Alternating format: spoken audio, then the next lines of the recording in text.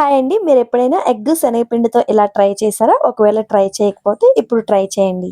ఒక బౌల్ తీసుకొని దానిలో పావు కప్పు శనగపిండిని వేసుకొని కొంచెం వాటర్ వేసుకొని కలుపుకోండి.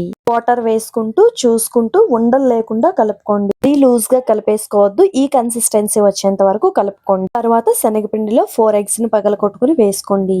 శనగపిండి అనేది చాలా తక్కువ క్వాంటిటీలో తీసుకోండి. అప్పుడే అట్టు టేస్ట్ బావుంటుంది.